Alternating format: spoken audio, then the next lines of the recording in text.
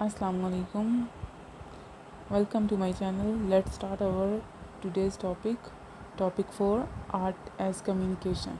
बिस्मिल्लाहिर्रहमानिर्रहीम. आर्ट जो है ये एक वे है जिसके थ्रू हम अपने आइडियाज़ और इमोशन को दूसरे के साथ शेयर कर सकते हैं. ये एक सीक्रेट कोड है जिसकी वजह से हम दुनिया को सिमिलर वे में एक्सपीरियंस कर सकते हैं. हमारा जो सेकंड पैराग्राफ है इसमें विंसेंट वैन गोग ने अपनी पेंटिंग द पोटैटो ईटर्स को डिस्क्राइब किया है और इसके थ्रू वो ये मैसेज कन्वे करना चाहते थे कि किस तरह हार्ड वर्क करते हैं मिडिल क्लास लोग, और वो चाहते थे कि लोग सिर्फ मेरे काम को एडमायर ना करें बल्कि इसका जो पर्पस है वो भी समझें. नेक्स्ट हमारा पैराग्राफ है व्हाट इज़ कम्युनिकेशन. कम्युनिकेशन एक वे है जिसके थ्रू लोग अपने मैसेजेस को शेयर और इंटरप्ट कर सकते हैं. ये एक तरीका है जिसके थ्रू हम इंफॉर्मेशन को कन्वे करते हैं और उसे रिसीव करते हैं. जो कम्युनिकेशन की नेचर है ये टू वे प्रोसेस है जिसमें लोग एक दूसरे को के साथ इंटरेक्ट करते हैं और उनको अंडरस्टैंड करते हैं.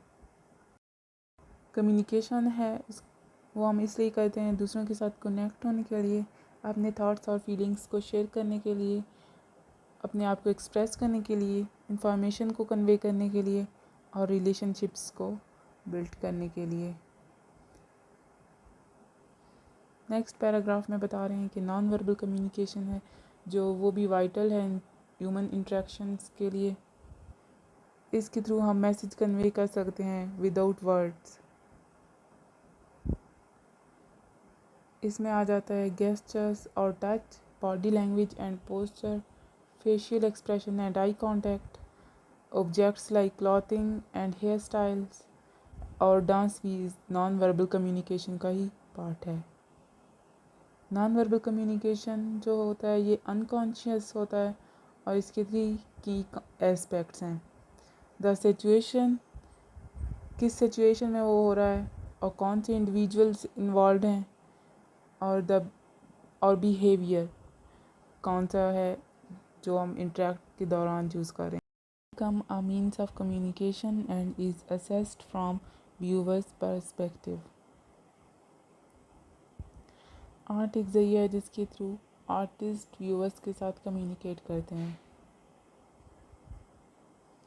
आर्ट को क्रिएट करने के लिए जो आर्टिस्ट हैं वो फ्लैट सरफेस पर इल्यूजन क्रिएट करते हैं. आर्टिस्ट जो हैं वो ऑब्जेक्ट लाइट सोर्स को चूज़ करके इल्यूजन क्रिएट करते हैं. जब हम कोई भी फिनिश्ड पेंटिंग देखते हैं तो हम आर्टिस्ट के पर्सपेक्टिव से वो देखते हैं. ये इस तरह ही है जैसे हम कोई टीवी शो या मूवी देख रहे होते हैं. टॉपिक 5 जो है वो है art as self expression. Art जो है उसमें आर्टिस्ट अपनी ख़ुद को एक्सप्रेस कर रहे होते हैं. डेफिनेशन आ गई है इसकी. नेक्स्ट, आर्ट एक ज़रिया है जिसके थ्रू आर्टिस्ट जो हैं ख़ुद को एक्सप्रेस करते हैं अपने पर्सनल एक्सपीरियंस को, इमोशंस और थॉट्स को. सेल्फ एक्सप्रेशन जो है ये एक प्रोसेस है जिसमें हम अपने इंटरनल आइडिया या विज़न को क्रिएट करते हैं. लाइक पेंटिंग होगी, राइटिंग होगी, डांसिंग या सिंगिंग में. आगे है एरिक टूल्स. वो कहते हैं कि सेल्फ एक्सप्रेशन एंड क्रिएटिविटी जो है ये फंडामेंटल ह्यूमन नीड्स हैं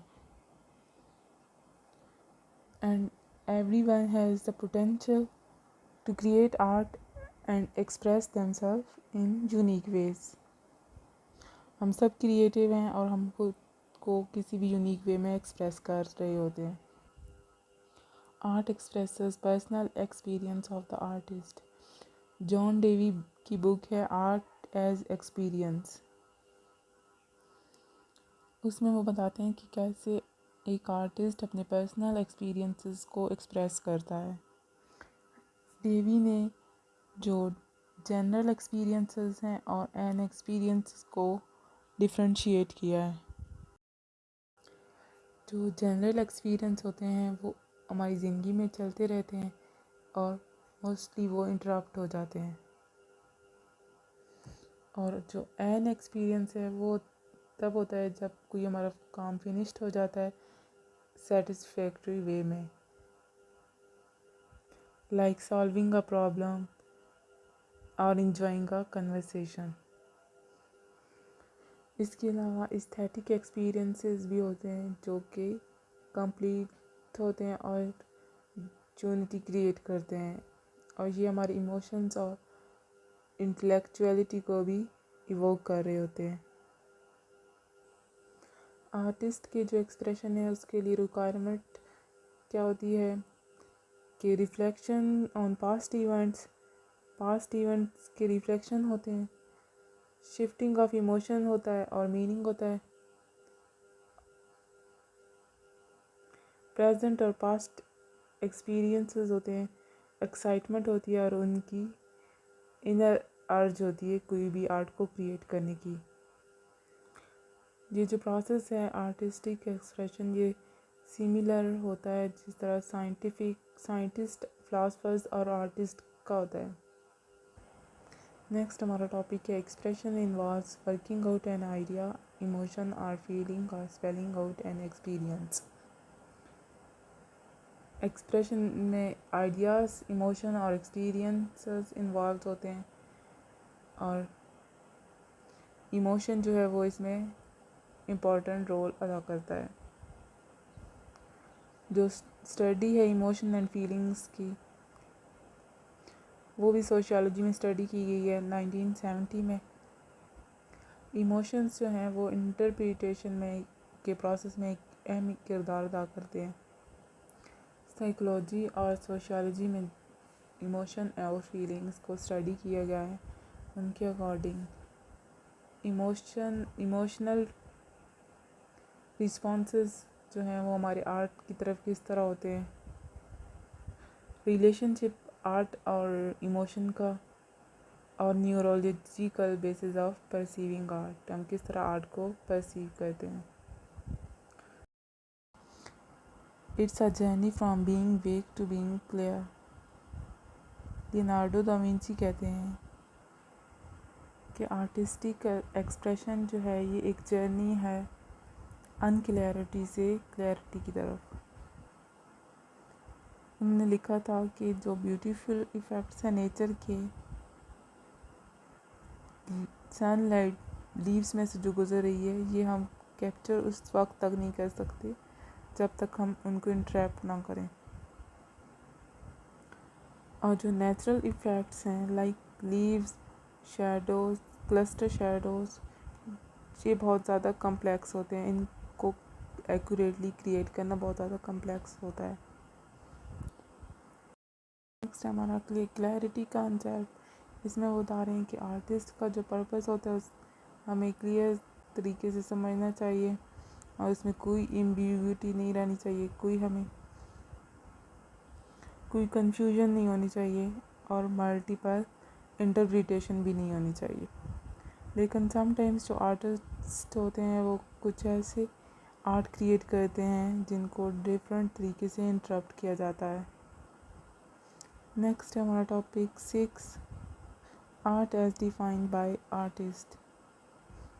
ये जो हैं डेफिनेशंस डिफरेंट स्कॉलर्स की, ये बहुत ज़्यादा इम्पोर्टेंट है, और इनमें से ज़रूर एक आता है पेपर में, मेरे भी पेपर में आया था।